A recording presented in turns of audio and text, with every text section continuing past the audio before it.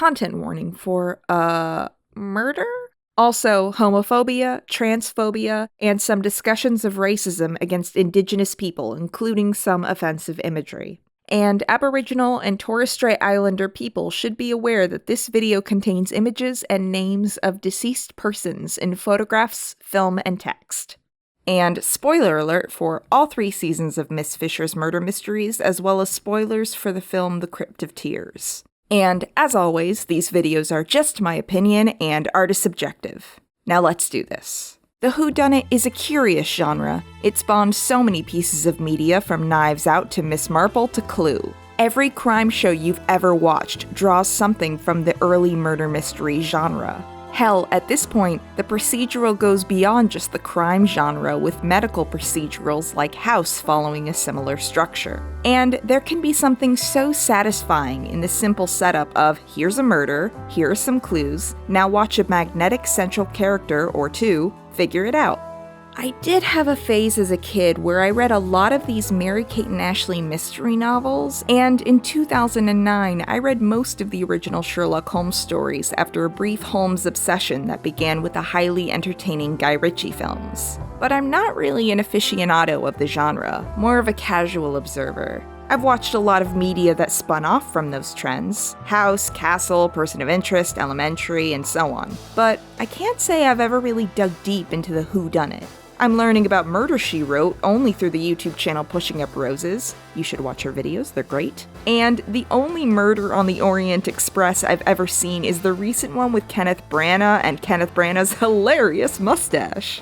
What I'm saying is, when I finally turned on a show called Miss Fisher's Murder Mysteries, it wasn't for the titular murder mysteries, but rather because I had seen a few things online about it, and I like the 1920s aesthetic. So imagine my surprise when I found a new favorite TV show. So let's talk about Miss Fisher's Murder Mysteries.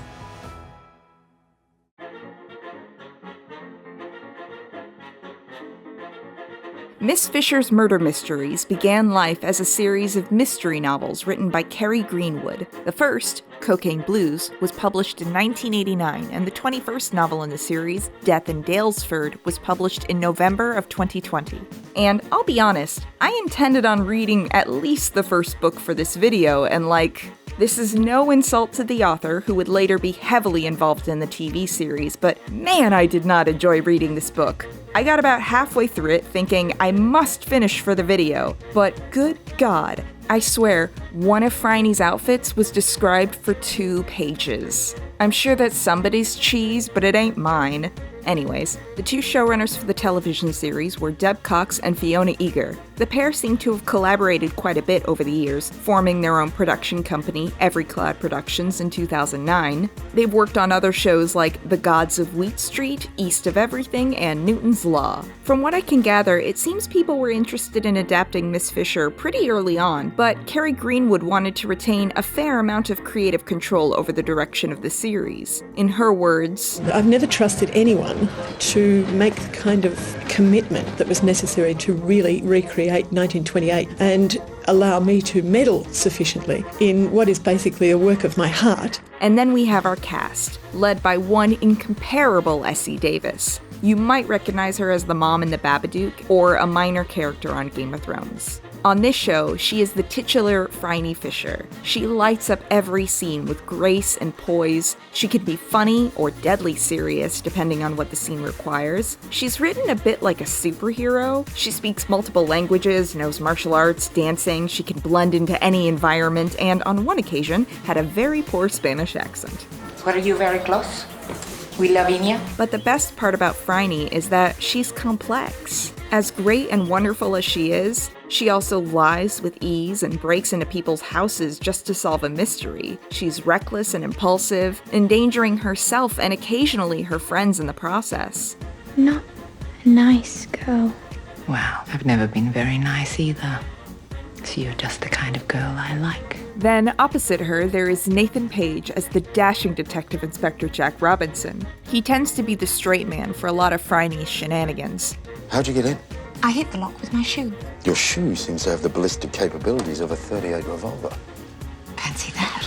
But he has a surprisingly deep level of emotion that we occasionally get a glimpse of. One of Jack's most charming qualities is just watching him react to Phryne's antics. Seriously, this man has some amazing face journeys. Also, I don't have a place for this, but Jack is always hungry and can be bribed with food. The criminals in Melbourne should be getting in on this, honestly. If I feed you some more, may I see what's in that folder? Then there's Miss Dorothy Williams, played by Ashley Cummings. She is Miss Fisher's maid, assistant, confidant, and friend. Over the course of the series, she grows from fearful, mousy, and scared of the telephone to a confident and plucky young woman. It's a lot harder than operating your sewing machine, Dottie. I'd like to see you manage my sewing machine, Hugh Collins. And then there's Constable Hugh Collins, played by Hugo Johnston Burt. He's Jack's right-hand man who becomes a love interest for Dot. Of the main cast, he might be my least favorite, but when he's good and the writing's good, he is a very charming himbo. I'm sorry, miss. I'm sorry, miss. There's our communist cabbies, Bert and Cess, played by Travis McMahon and Anthony Sharp. And if it isn't the Red Dragons, still fighting the capitalist menace. Your time will come. They often provide Phryne a little muscle and add some much-needed levity to a few darker episodes. Oi. Dr. Elizabeth McMillan, aka Mac, played by Tammy McIntosh, is another close friend of Phryne's, one who's known her for enough years to know her tragic backstory. She's delightfully acerbic. Otherwise I will have to go out and procreate with the nearest brilliant white male. Don't worry, Inspector. That won't happen in a hurry. And always ready to do some old-timey CSI forensics when called upon. Miriam Margolyes plays Phryne's elderly Aunt Prudence, who is old money and old society. Why do you think you can just run off on your own? Because I'm carrying a gun. Phryne! She tends to be kind of fusty and irritating to Phryne, but she softens in later seasons. And last but not least, there's Richard Bligh as Mr. Butler, Phryne's butler. Yes, by all accounts, that is his name. He's often a good source of advice and kindness when he's not being surprisingly kick-ass or getting accidentally high on pot brownies. So before we dive into, themes and feminism, we have to unpack a little baggage.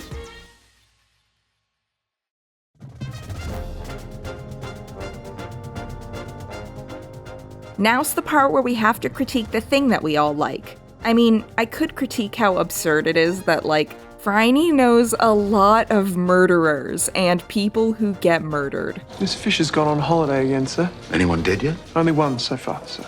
It's kind of ridiculous, and if she doesn't know them, Aunt Prudence does. By the third season, it's kind of hilarious watching the writers just try to come up with yet another friend, cousin, whoever who knows somebody whose husband's sister's cousin got murdered.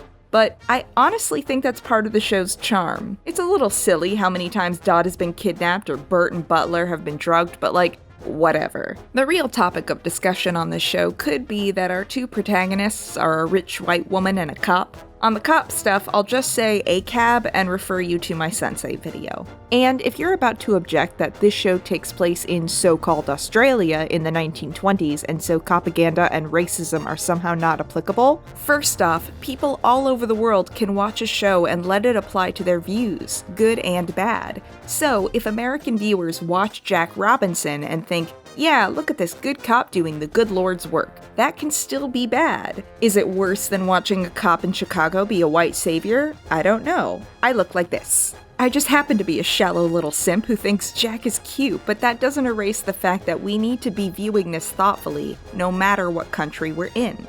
And Miss Fisher is a rich white woman. The accumulation of wealth in 2021 often borders on criminal, and this show might make you think, well, nice rich people use their money for good. They make scholarships and help struggling individuals. But we never see Phryne trying to make larger strides to help other people less fortunate. She hobnobs with rich politicians and other members of the elite class, but she's not trying to make life better for the disenfranchised in her country. It's also important to note that historically, in Australia, the wealthy have often aligned themselves with colonial interests to further enrich and benefit themselves, and their wealth has often been the result of white supremacy. Now, in fairness to Miss Fisher, a social justice warrior Phryne might be too busy to solve mysteries. And it's based on books, and the author of those books didn't write that for her. But this show is unabashedly political, so an extra line here or there might have been nice. A reference to her social efforts off-screen, perhaps.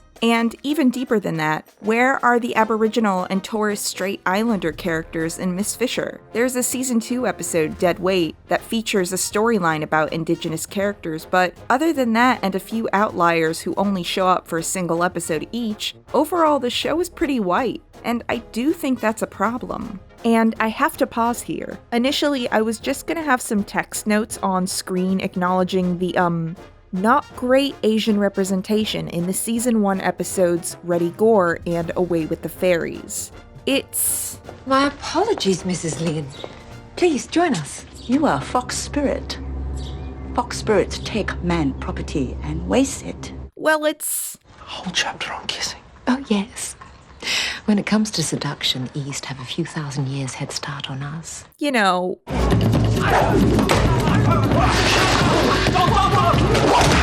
Look, it's not great. For the rest of this section, I'm going to talk pretty broadly about the lack of people of color on this show and focus on the lack of Indigenous representation in particular, but let me just say, this was not great either. And aside from 2 episodes with Lynn and his family and 1 African-American jazz singer in Season 1, that's about it for speaking roles for other people of color over 3 seasons. Anyways, back to my soapbox. And if this is the part where you tell me that it would be historically inaccurate, congratulations! Phryne is ahead of the curve on most social issues anyway. When it comes to sexuality and abortion rights and a myriad of other concerns, Phryne, as our awesome heroine, gets to be the best, most moral human being ever. So it's not a huge leap to say she could have been more aware of Indigenous people beyond the occasional special episode. Other shows like Anne with an E have, I think, come the closest to threading this needle by writing in new plotlines that acknowledged the real history of Black people and Indigenous people in Canada. Although Anne with an E also does the thing where our protagonists are magically very not bigoted for their time, but it does try to portray the real structural issues of that time with some complexity, which seems like a step in the right direction. I hear Harlots managed to be a diverse period piece too, so it can be done. The reality of 1920s Australia was that people in power forced the Aboriginal and Torres Strait Islander peoples to move on to Christian missions. The government was hoping they would die out, and when they didn't, this was called the Aboriginal problem. And it's important to note that there were hundreds of Indigenous nations across the continent and in the Torres Strait Peninsula before Australia was colonized. During the 1920s, children of Aboriginal and Torres Strait Islander people, particularly mixed-race children, who were also called half-caste, were removed from their families and sent to missionary schools that taught girls to be domestic servants and boys to be farm workers. All of this was an attempt to eliminate the Indigenous population. There was a program known as Killing the Aboriginal, Saving the Child, which meant the Australian government tried to literally breed indigeneity from the population. There were blood quantums in place to try and breed out the black. Historians like Nathan Mudyi Sentance call this forced assimilation genocide. There was also the White Australia Policy, formerly the Immigration Restriction Act of 1901, that effectively stopped all non-European immigration into the country, and that contributed to the development of a racially insulated white society. The policy was superseded by a 1958 legislation, but not repealed, and racism remains a strong element of Australia's local and foreign policy and way of life.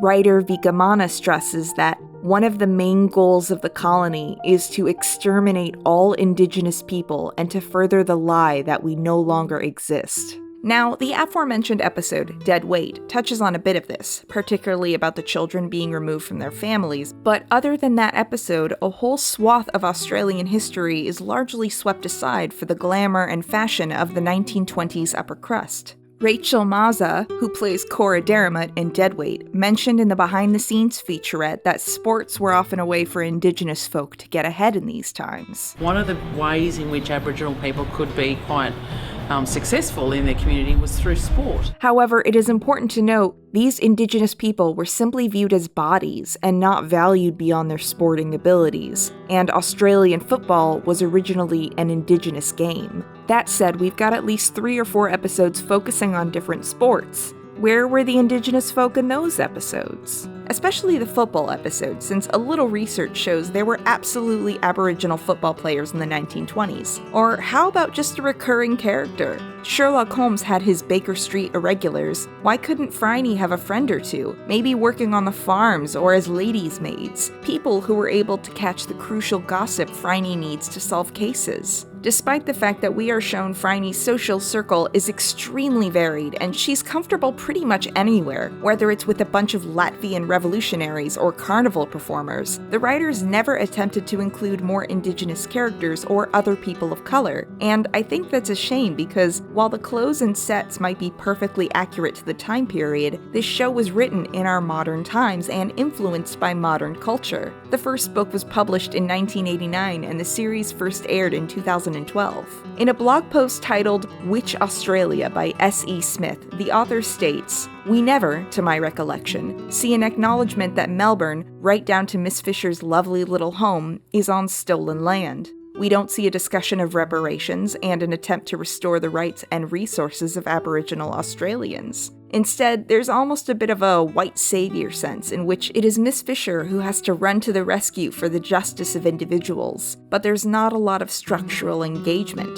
And in doing so, the ignorance of the land on which these stories take place, Narm, and the people that land belonged to, the Wurundjeri and the Boonwurrung peoples of the Kulin Nation, is perpetuated. Those people are further erased. Which brings us to what is really the central issue of Miss Fisher's murder mysteries. It is absolutely meant to be escapist entertainment, but escapist for whom? Author Rukmini Pandey, who wrote the book Squee from the Margins, Fandom and Race, said in an interview, "I found that while it is certainly possible for fans of color to pass within online fan spaces, their modes of escapism are mostly contingent. I can enjoy a source or fan text until it gets racist. Other fans articulated the importance of finding networks of fellow non-white fans so that they could curate their experiences to be safer. In all cases, fandom certainly isn't a space where these fans can escape from race/racism, even if it's not something that is engaged with publicly or vocally. Australia, just like every other country in the world, has its own problems with racism that are still being felt to this day, and they should be doing the same work we all need to do to combat that disparity, which in media means better representation. It also means letting marginalized communities take control of their stories and have the agency to share their truths. In a 2017 article entitled We Just Black Matter, Australia's Indifference to Aboriginal Lives and Land, Chelsea Bond discusses the way Black lives in Australia have been treated as disposable. The murders of Aboriginal people in Australia have been less visible. If mentioned at all, Aboriginal deaths at the hands of the state are variously framed as suspicious, unknown, accidental, or inevitable, despite the presence of CCTV footage, protests, perpetrators, witnesses, coroner inquiries, and a royal commission. In a little over 100 years of white presence, they did not feel it was necessary to include us in their constitution. Having been so successful in their work, they were anticipating our imminent departure, not to another land, but rather to be buried in our own lands. In our dying, rather than in our living, our bodies mattered most to the colonial project. James Blackwell wrote in an opinion piece about Invasion Day, a holiday otherwise known as Australia Day, about the ongoing struggle of Indigenous people who are called upon to perform their pain every year to try and be heard, while every year the problems for BIPOC people persist. In 233 years since British arrival, too much black blood has been spilt in this fight, actively resisting this colonial project, fighting for our justice, resisting genocide, dispossession, violence, and too much black ink is spilled by us writing out its horrors to you, fighting for our voices. And yet, what has changed? Who acknowledges our trauma? Who bothers to listen?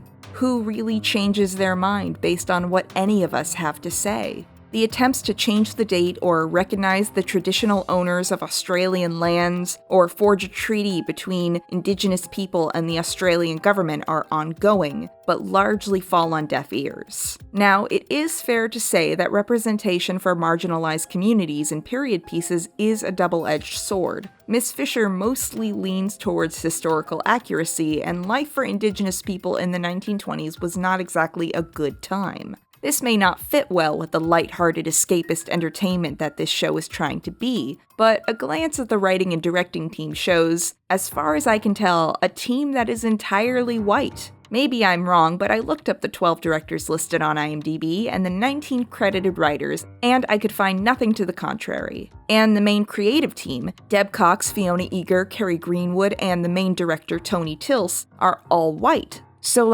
maybe they could have hired some Indigenous writers and directors to try and thread the needle of including Indigenous characters without turning this series into some grim historical piece. Or they could have at least tried to do more than the almost nothing that they did. It wouldn't have been perfect, but it could have been better. And I'll just say, because people have been confused about this before, I'm not saying that Essie Davis and Deb Cox and all of them are racist. I'm just saying they could have done more. Because the creators of Miss Fisher's murder mysteries clearly wanted to tackle social issues. They placed Phryne as our moral hero who is always correct and good on every imaginable subject. A jail sentence for loving someone. Which means she displays none of the bigotry of her era. Ain't you ever seen a black and white married couple before? As far as I'm concerned, everybody should be allowed to marry whomever they choose. But by the same token, she also does nothing to engage with it. The show barely references it beyond that one single episode. There are no recurring Indigenous characters to balance the rich white protagonist and her love interest who's a cop, so yes, this show is escapist for someone who looks like me, and in this video I'll tell you all the reasons why I love this show and how it speaks to me, and maybe those reasons will work for you too, and you can enjoy this show, but these are still our protagonists. This is still escapism for me, but not for everyone, and I can't fix that. I wish I could, but I can't. And if you want to watch a great piece of genre entertainment about Aboriginal people in Australia written by an Aboriginal man, go watch Cleverman. It only ran for 2 seasons, and I wish somebody would revive it. It fucking ruled. And on that note, let's talk about the arc of the show over 3 seasons. Detective Inspector Jack Robinson. And Special Constable Friday Fisher.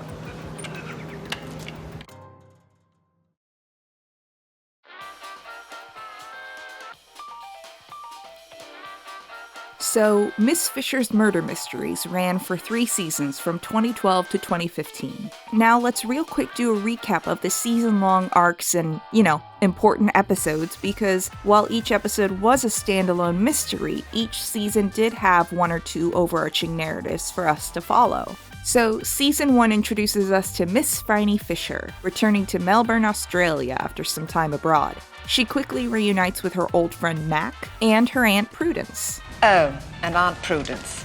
Shame I have to perform an urgent bowel operation. And when an old acquaintance's husband is murdered, Phryne gets drawn into the case. Initially, it's due to some intellectual curiosity. Given the lack of bloodstains, I assume it wasn't a violent death, unless, of course, it was strangulation. And also the detective is hot. I do like a man with a plan. Detective Inspector Jack Robinson.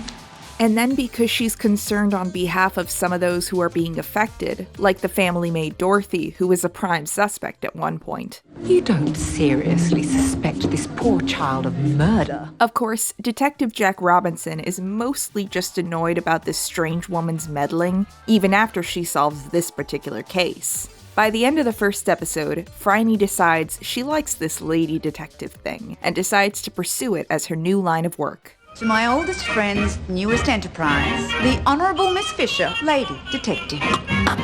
Over the next few episodes, we watch Phryne and Jack dance around each other. I'm just lending you a helping hand. At this stage, the only benefit of your helping hand is that I might have a walk-up start when it comes to investigating your eventual murder. And Jack very quickly learns he can't ignore Miss Fisher, and he probably shouldn't, because she's smart and notices things he doesn't. It was poison. I'll bet my hat on it. I'm not sure it'd suit me. Also, I just want to have a moment of silence for one of the funniest bits of Season 1. We need to establish, right up front, who wears the trousers in this arrangement. Good morning, Inspector. Constable. What a pleasant surprise. What you say? That you only meant well. It doesn't take long for Jack to grudgingly let her join him for the crime solving. If a tree falls in a forest... You're very likely somewhere close by wielding the axe. And to even grow a bit fond of her along the way. You might as well call me Jack. Everyone else does. Very well, Jack.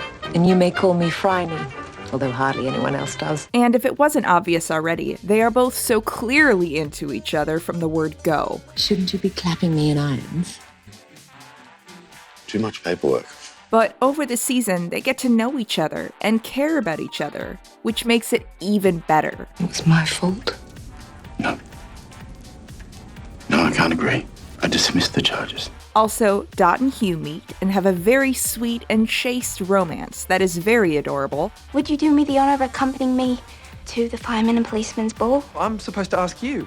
Well, we could all die waiting for that to happen. The main struggle is that she's Catholic and he's Protestant, or she's Protestant and he's Catholic. Look, they are two different flavors of Christian, and apparently that's a big deal. But he says he draws the line at kissing a Protestant. I think she might be a Catholic, sir. Oh, for God's sake. It's not as if she were born with two heads. In a favorite episode, Murder in Montparnasse, an abusive ex from Phryne's days spent being a roaming waif in Paris comes to Australia to steal a painting that their artist friend did of her. It's a whole thing, and, you know... You're blushing. I'm a grown man, Miss Fisher.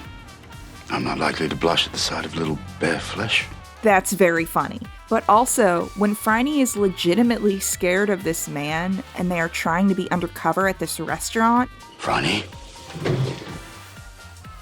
Look, I am trashy. This is my trash. This episode also gives us some really good scenes with Bert and Cess. I just like it a lot.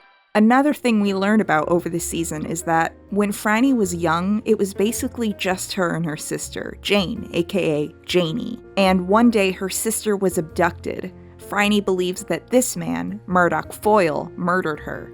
He was later imprisoned for abducting another little girl, and part of the reason Phryne returned to Melbourne was to make sure Foyle stayed in prison for his crimes. Oh, and another important character we meet in season 1 is Jane. No, not that one. That one. Okay, yes, this show 100% pulled a Martha, but they actually did it well. My name's Jane. It's a lovely name. This young lady, played by Ruby Reese Weems, is an orphan who Phryne meets in episode 2. No, I don't do children. Especially not uncooperative ones. And in spite of the fact that she's not fond of children, when it's made clear Jane's options are Miss Fisher or welfare... Looks like it's off to welfare then. We both know that won't help. Miss Fisher takes her in. I'm not a nice girl. Well, I've never been very nice either. So you're just the kind of girl I like. Jane spends a lot of the show off at school and is mostly forgotten by season 3, but she's fun. I like her a lot. Basically, by the end of the season, we find out that yes, Murdoch Foyle definitely murdered her sister and did a few other murders after he faked his death to escape from prison. Foyle drowned Marigold. He knew I'd help my aunt. And he's still out there, Jack. And he's got this weird hang-up about King Memses, and he wanted to sacrifice 4 women born on Midsummer's Eve so he could ascend to heaven or whatever. And Phryne's sister Janie wasn't actually born on December 21st. I thought... My father was drunk when he registered Janie's birth, and he put the wrong date on the certificate. It's my birthday, Jack. Midsummer's Eve, same as the others. And so Foyle goes after Phryne, and he does it by kidnapping Jane. He also drugs everybody just for extra creep factor. Phryne wants to go after him, and Jack stops her for her own safety, leading to, well... You're officially charged with assaulting a police officer and withholding evidence. I'm sorry, miss. I'm sorry, miss. Can you imagine how terrified that poor child must be? And I'm stuck in this wretched cell. Which leads to Phryne enlisting Dot to help bust her out, and... I'm sorry, this scene is just everything. Don't cry. Please, Dottie, anything but that. He offers her a handkerchief while being held at gunpoint. This is a great show. Come on, then. Point the gun at me. Point the... And once Phryne is out, she goes after Murdoch Foyle because at this point she's pieced together that this guy they thought was helping them is actually working with Foyle, so Jack's in danger. Or more accurately, Jack's been kidnapped and thrown in a dungeon with Jane. And another thing I have to point out here is just, okay, so like, you know how Jack's hair is like always perfectly slicked back? Well, this is how you know that shit's got real. His hair is a little mussed, and by a little mussed, I mean perfectly curling down his forehead. This is a good show. So anyway, Phryne ends up going in there to barter for Jane and Jack's life. She drinks this knockout juice, but manages to get Foyle to turn on his compatriot and tell her where he buried her sister Janie. And then she gets the drop on them both, right as Jack and Jane manage to break out of that cell. You're not headed for eternal life. You're going back to jail so you can hang. And then she collapses, and Jack carries her out of there. And one of the things that clearly seemed to haunt Phryne about her sister's death all of these years was the fact that so much of it was technically unknown. She didn't know for sure how her sister died or where she was buried. She was simply missing. So when they dig up her sister's body, it's a gut-wrenching moment of confirmation and closure that allows Phryne to finally properly mourn her sister's death. Janie died instead of me. So you owe it to her to keep living to the hilt. Not that I noticed you wasting a moment. Then everybody gathers to celebrate Phryne's birthday, and that's a wrap for Season 1. Season 2 has 2 main story arcs. The big one is Jack's ex-wife Rosie and his father-in-law, Deputy Commissioner George Sanderson, and all of their drama. In the season premiere, Murder Most Scandalous, the Deputy Commissioner is accused of murdering a sex worker. Oh, and by the way, this show doesn't belittle sex workers. Women have supported themselves this way since before antiquity. This is also the episode where Phryne goes undercover with a buck-wild Spanish accent. Pobre. Lina, she want to help her friend. A dangerous game. And also, this incredible scene. I love how you can tell he's just going, of course she did this. Oh, Phryne, oh shit, she's naked. And then it turns out George Sanderson didn't murder that woman, but he did do some shady shit. Like that. I thought he was armed. He just keeps popping up periodically throughout the season to disapprove of Jack's partnership with Phryne. I want this woman brought to heel. Would you like me to roll over and fetch, too? And to try and curb an investigation, or point it in a more politically expedient direction. We need to tread very carefully with the Catholic Church, Jack. You know that. A little too carefully, it seems. And then Jack's ex-wife is, well, pretty judgy about Phryne. And your constant meddling hasn't helped. The other subplot is really more of an unofficial two-parter, but it brings us to what will be a running issue for the rest of the show, Jack worrying for Phryne's safety. Any show based around the romance of its 2 leads is either going to do a Mike Schur and let them get together and lose that tension in favor of allowing audiences to enjoy their couplehood, or the show keeps them apart. And I love a slow burn, so I don't hate this approach. But the show wants both its leads to be likable, and so when they fight, they both need to be right.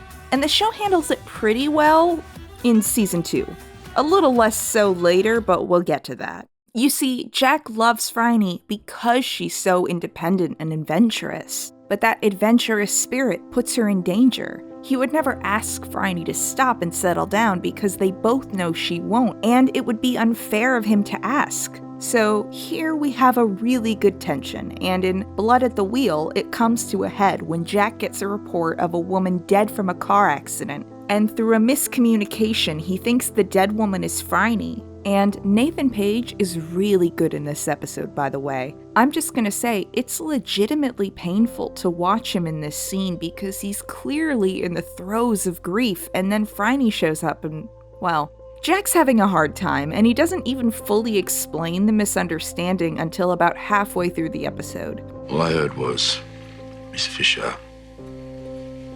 and a crashed motor car. And at the end of the episode, after the mystery is solved, Jack says they can't work together anymore because he can't bear the thought of losing her again. If you did that, Jack, I would feel like it was you lying in that wreckage. Please, can you think about that? I will.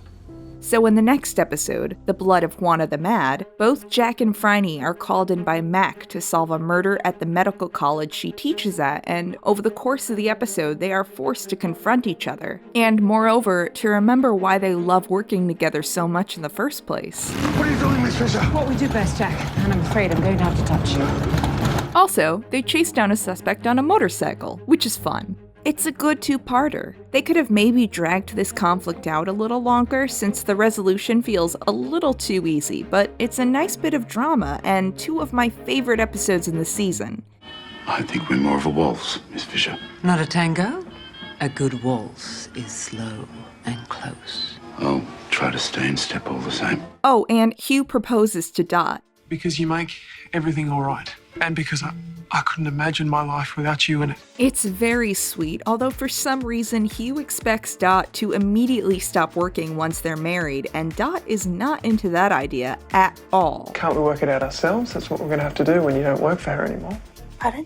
Hugh finally puts the pieces together with a little advice from Jack. What you're experiencing, Collins, is the paradox of pursuing a modern woman. Dottie's a modern woman. Well, she's been living with one for a while. It's bound to rub off. And so that's all sorted. Then, at the end of the season, we learn that George Sanderson is all kinds of crooked, and so is Rosie's new husband, who is trafficking little girls. And once again, everybody questions the relationship between Jack and Phryne. If you don't keep Miss Fisher under a tighter rein, you may find yourself suspended from all duties. And Jack chooses Phryne every time. I really am very sorry, Jack, that you're in so much hot water because of me. Don't be remorseful. It only confuses me. Which is very good. Until our next murder investigation, then. I look forward to it. Season 2 also had a Christmas special called Murder Under the Mistletoe, which featured some incredible sweaters, some of the most ridiculous murders to date, 6 geese a laying, 8 maids a milking, 9 ladies dancing. and also this line. Miss Fisher's gone on holiday again, sir. Anyone dead yet? Only one so far, sir. And then there is Season 3, which is admittedly my least favorite season because I don't know how else to put this. It feels like Hugh in particular, and occasionally Jack, just started taking dipshit pills. So, you know how Jack loves Phryne for being an independent woman? Remember when I talked about watching Dot grow more confident? These are kind of central appeals of the show itself. We, as the audience, like watching Dot become bold and confident in her abilities, and we love watching Phryne be an adventurous, free spirit. I wonder where this ends up. Miss Fisher! Jack and Hugh have fallen for Phryne and Dot respectively because of these very qualities. The paradox of pursuing a modern woman. But Season 3 needed attention, and I mean, I am grateful the writers never really did a season-long love triangle thing because those are always tiring, but there needed to be attention. And so as Jack and Phryne seem to be getting more serious, Jack is sometimes more suspicious and even jealous of her interactions with men, which isn't fun to watch. You seem determined to make this a personal matter. And you seem determined to make it a military one. I don't understand why you have to dance to his tune. Up until now, this show has never shamed Phryne for being a sexually liberated woman, and Season 3 kind of does at times. And then the writers thought that the best way to balance that dynamic was to let Jack get his flirt on with a couple of women, and Phryne gets jealous of that. Burning the midnight oil, Jack. Grandpa will do that. I'm sure I was up no later than you. Oh, I was tucked up in bed at a very sensible hour. It's just some moments of crap communication, specifically for the sake of drama, and I get that the writers felt the need to draw out their tension, but I found this to be not fun. What are the men? Well, the parade, the constant parade of French artists, of Russian clairvoyants, and the tango dancers, and men who wear damned cravats. Luckily, Nathan Page and Essie Davis have chemistry for days, so it never gets really bad, but there will be a scene here or there that clangs. Have you finished fraternizing? Don't be like that. That really is rather a nice tie. And compared to Hugh, Jack is a saint because Hugh sucks for most of this season, pretty much up until the end when he gets his act together. And just like with Phryne and Jack, the conflict is often about Dot's independence. Also, some stuff about the family's scruples over them being respectively Protestant and Catholic. And Hugh gets a bit of a complex about wanting to be the sole breadwinner for their household, so for a chunk of this season, Hugh treats Dot like garbage. I'm busy, Dottie. I don't have time to chat. You don't look busy. Where's the inspector? This has nothing to do with the inspector. I just told you I'm busy. All right? He devalues her skills and intelligence even as she continues to meaningfully contribute to cases. Dottie, there's enough detective work going on here. Why don't you go home for a cocoa and I'll come over once we're done. And I don't do this job for fun, Dottie. I have to follow procedure. Because you sucked! And then he up and abandons her for a few episodes to go on a fishing trip to sort through his feelings off screen. And Dot does tell him what for when he comes back. If we're gonna get married, you have to promise me you'll never do that again. Of course we're getting married. And he seems to have gotten his head out of his ass, so I'm not even mad that they still get married in the end. I just hated this storyline. He is basically back to form for the last 2 episodes of the season, so yay! Oh, also, I have to mention, Dot's Catholic priest in the last episode is being, like, very intense and Catholic at a bunch of scientists. It's not for mankind to solve God's mysteries, and he will punish you come Judgment Day. He even punches one of them and is such an ass. Dot is like, wow, can he even officiate our wedding? And Hugh's like, don't worry, I'll handle it, and convinces the priest to believe in science. So God invented the miracle of science. Pretty much. He literally gets a priest to believe science is real so he can officiate their wedding. I can't with this show. The other big plot for this season involves another garbage man, Phryne's dad, Baron Henry George Fisher. It's been far too long. For you, perhaps. So it turns out Phryne's parents are alive and well somewhere. And her dad was pretty shit for most of her life. Well, things must be dire when a daughter can't believe her own father. Things are dire. I was a drunkard, I was cruel, she doesn't care about me. Phryne is not too pleased by his presence, especially since he keeps being involved in murder cases and just generally being a nuisance. Jack, wait. I forgot my nerve tonic. At the end of the season, this man is trying to kill Henry, and at one point takes Phryne, Aunt Prudence, Butler, and Dot hostage. It turns out he was the original inheritor of the estate that made the Fishers rich after the war, and people thought he died, but he wasn't dead, and it's a whole thing. The main bit is that he sort of kidnaps Henry, who assumes Phryne will leave him for dead, but of course she doesn't. Are you alright, Father? And at the end of the season, she's going to fly him back to London, back to her mother, who has threatened to leave him if he doesn't return, and Jack rushes out to meet her before she goes. It seems this might be a rather long trip away from Melbourne, and when confronted with their separation, Jack says, I always feared another man would sweep you away from me. I never thought it'd be your father. There's a whole world out there, Jack. He's the least of your worries. And Phryne tells him to chase after her, and they kiss, and I lose my shit. While it's unclear what Jack intends to do, Phryne gets in the plane and flies away, and they do an iris to black in the shape of a heart, which feels pretty leading.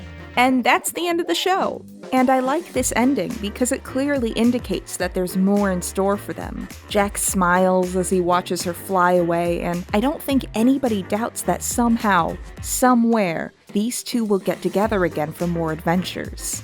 Now, before I get to the Crypt of Tears, let's talk about some cool stuff. Why on earth would a womb wander? Natural behaviour will do it, according to Hippocrates. Like celibacy. Oh, good. Mine's not going anywhere.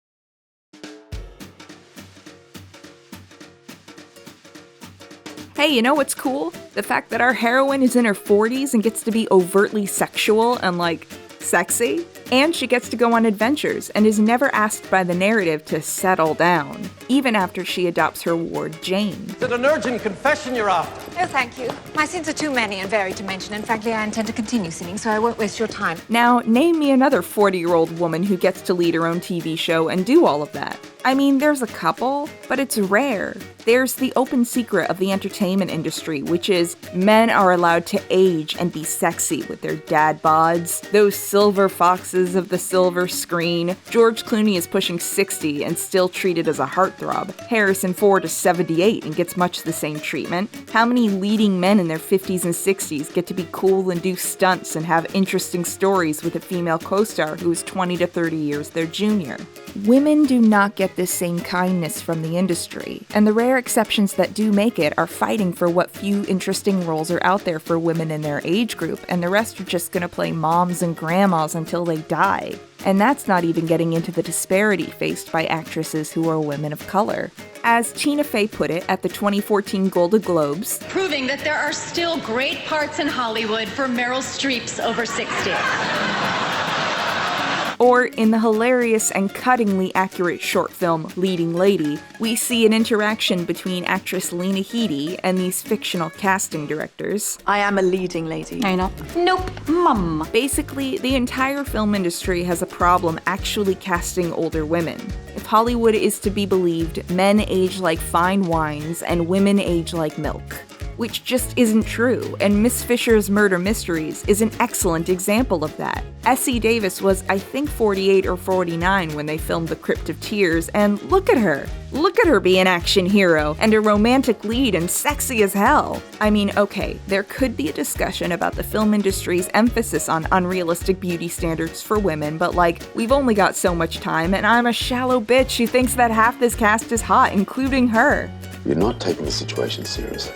I haven't taken anything seriously since 1918. This show does a lot to remind its audience that women can be capable, independent thinkers who can kick ass and take names at any age while still being flawed, complicated human beings, and that rules. Don't fret, Hugh. I've scaled Kilimanjaro. At least to the first hiker's hut. Also, this show wants you to know that abortions should be safe and legal, and sometimes women just need them, which is cool too. Although this show may employ some common victim tropes regarding abortion that have been excellently dissected in this video, you don't have to explain anything abortion and media on Curio's YouTube channel. It's a great video that discusses this better than I ever could. But the short version is, sometimes women need abortions, and that needs to be okay. Also, they want you to know that birth control is cool too. A marvelous device invented by a thoroughly modern woman called Marie Stopes. Family planning. As for queer representation, the show isn't bad. It's not breaking boundaries, but there are LGBT characters who are treated respectfully. You are intimate friends, aren't you? In a sapphic sense. Phryne's best friend Mac is a lesbian, and I love her. Although we don't learn this until the 10th episode of Season 1, Death by Misadventure, and her only canonical lover died quite horribly. Over 3 seasons, Mac gets to be present and a great character, but she never gets to have a happy, romantic relationship with another woman on screen. At least social justice warrior Phryne never treats her any differently after learning about her sexuality. How long have we known each other? Too bloody long.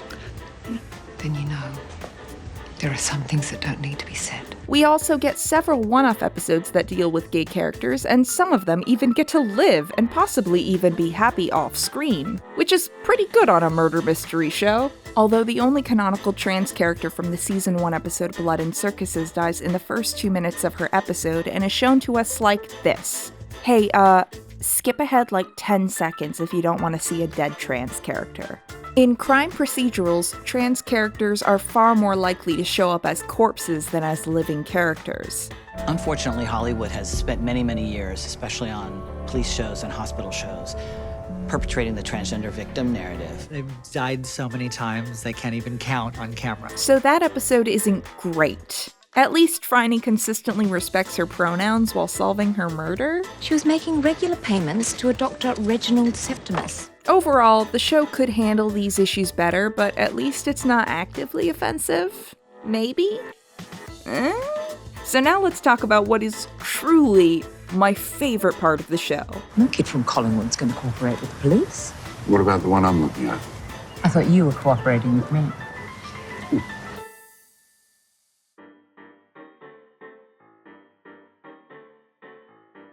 So I'm going to be honest, one of the biggest appeals of this show is this. Looking at these two, looking at each other, is an ongoing delight of this program. I've made jokes about eye fucking, but it's true. Essie Davis and Nathan Page truly have chemistry that is off the charts. Every scene between them sparks, and it's a joy to watch them bounce off each other with witty banter and longing looks. Are these two rocking the basic dynamic that you've seen in so many TV shows? Absolutely. One of them is a free spirit who doesn't play by the rules, and the other is a stick in the mud. Now sit back and watch them slowly balance each other out. I've just described a lot of my favorite relationships on TV, and probably yours too. It's appealing, and never not fun to watch. I hope you're not concealing a dangerous weapon under that skirt. I'm concealing a lot of things. That's what a lady does. In Season 1, we watch them go from standoffish... I was just on my way to see you. To explain yourself, I hope. Tea? ...to friends. You might as well call me Jack. Everyone else does.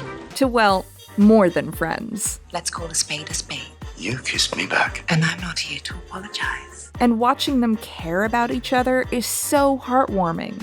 Do I rewatch the season 1 finale for this? Yes, I do.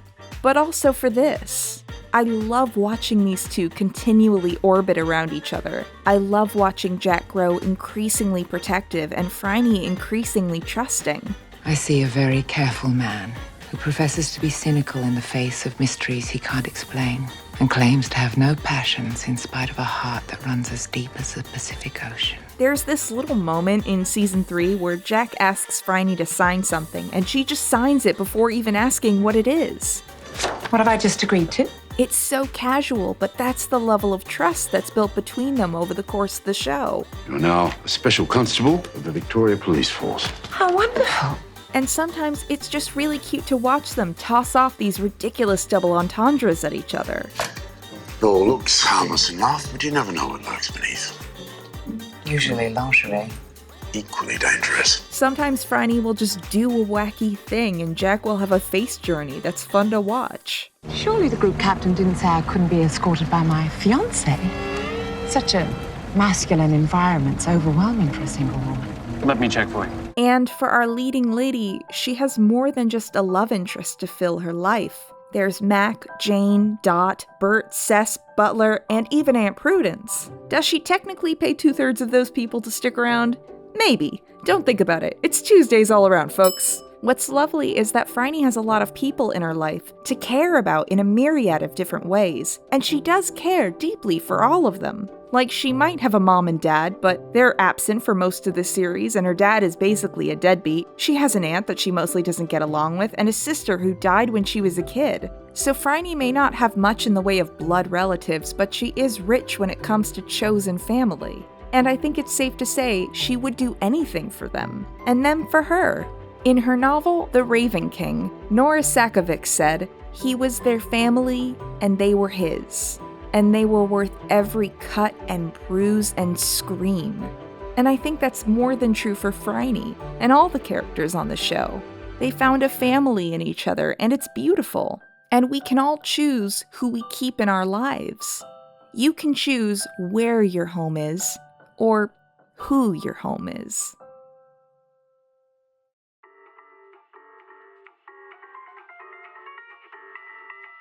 So I do briefly have to talk about the movie. When the show went off the air in 2015, people were absolutely not ready to put the show to bed. In 2019, there was a spin-off series called Miss Fisher's Modern Mysteries that took place in the 60s. It's alright.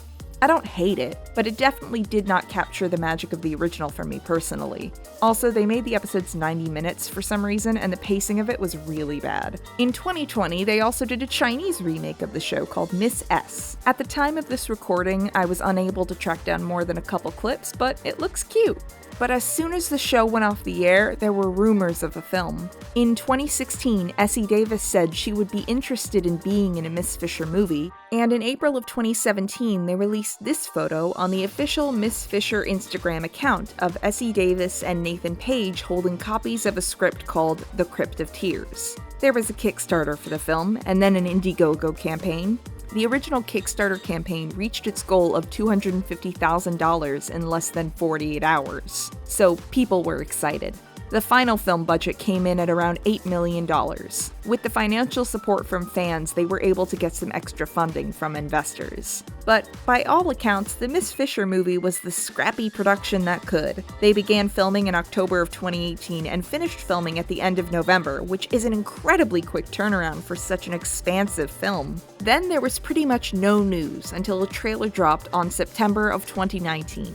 Unfortunately, the film's release in February of 2020 was, well, less than stellar due to an international pandemic, but the film was quickly made available for streaming after its release, which is how I watched it, and honestly, it's okay.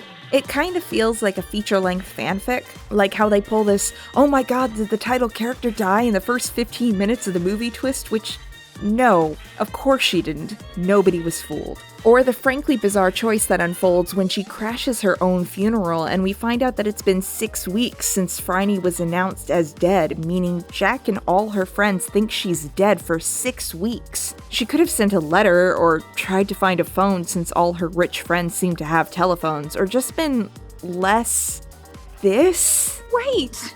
What did it say? What did what say?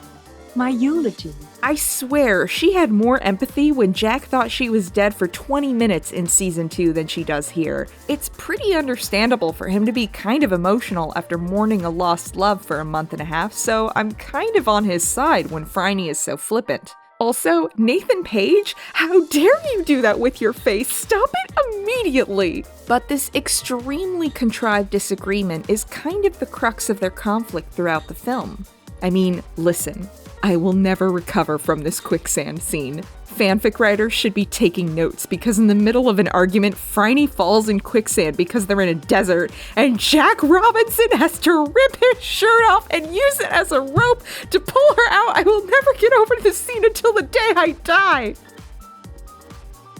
But I do feel some tonal dissonance of the white savior variety surrounding a lot of the plot with Phryne and Shireen, the young Bedouin woman she takes under her wing. Also, by the nature of the fact that a lot of the film takes place in England or Jerusalem, Dot, Hugh, Bert, Cess, and Aunt Prudence each get about 5 seconds of screen time while Mac and Mr. Butler are completely absent. I understand why they couldn't find a reason to drag them all on a globe-trotting adventure, but I did miss them, and I can't believe we don't even get a scene where Dot finds out Phryne isn't dead. Overall, I did hoot and holler my way through this movie with my roommate when I watched it for the first time. And this Indiana Jones vibe they're rocking is charming, if a bit silly at times. This movie does provide some resolution that the show didn't, and, you know, this. So, I'll take it. It's a hell of a lot better than the Gilmore Girls revival, at least.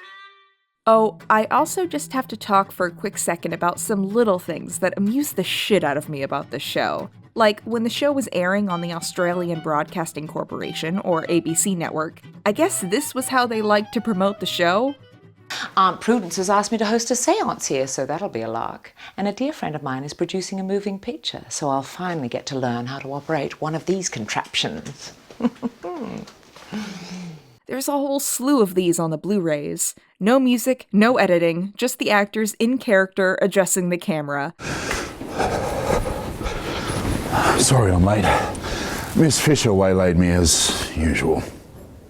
Confidentially, I'm not sure what to do about her this series.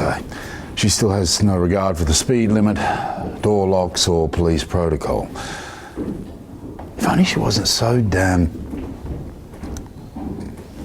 clever. Don't miss her second time round.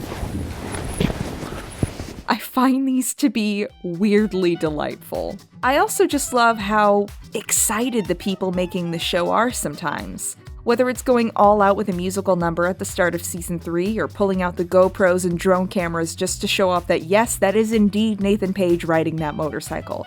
You can just tell that sometimes there's somebody behind the scenes who is very excited to tackle some specific sequence or setting. Also, everybody should clap it out for costume designer Marion Boyce. In the behind the scenes, she talks a lot about all the ways this production bent over backwards to create 3 seasons of gorgeous outfits for Phryne, whether it was finding literal antique pieces, bits of classic fabrics, or original pieces. She jigsawed it all together to create gorgeous outfits. And everybody on the show looks great. I believe working on the show made Nathan Page a big fan of hats. Now, if you're wearing a hat, it's almost like you're trying too hard, whereas it was just standard then. I love that, and I wish I could just, you know, in fact I will. After this, I'm going to get around in a suit more often. I don't know if it would be up to the standards of the costume historians, but I thought everybody looked great. And it's especially funny to see Miriam Margolyes being such a fusty, uptight character in this, because if you've ever seen her on a late-night talk show, well... One of the problems when you're stacked, as I am, you know, and when you sort of run along a corridor, because my tits were wiggling and, you know, I was running along. That is not even the wildest thing she said in that episode, but I don't want to get demonetized. Also, Nathan Page and Essie Davis are genuinely delightful in the behind-the-scenes clips. Essie, what was it like for you two coming back together and getting back into character together? Try and muffle our giggles through every scene, basically. This just makes me happy, and sometimes the show itself is just transcendently silly and fun to watch. There's my nephews, and if you could please not touch.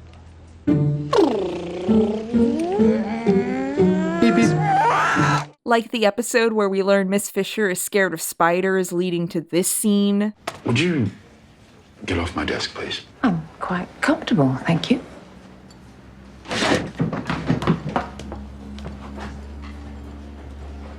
Not fair. Or the time Aunt Prudence helped deliver a baby. Now pull yourself together, girl. You've got work to do. You're called labor for nothing. Or 100 other funny and joyful moments. This show will regularly make me giggle out loud, and I can tell you that while editing this, I had so much fun just re-watching scenes from the show. Overall, this is a delightful series with an exciting and adventurous protagonist, a dashing detective, and a loving family that grows around them. First off, a big thank you to my patrons for keeping the lights on here at the LK household. Second, I want to thank Vika Mana, Nathan Mudyi Sentance, and Harker the Storyteller, and Harker's Friend for sensitivity feedback on the Chapter 2 stuff. But the biggest thank you goes out to my friend Lily, who was a massive help on that section. She patiently explained loads of stuff and happily sent me so many resources. That section would have been a lot worse without her, so if you learned something from Chapter 2, please thank Lily in the comments. I think that would be real nice of y'all. Anywho, I think that's all for now, so thank you all for watching, and I'll see you on the next one.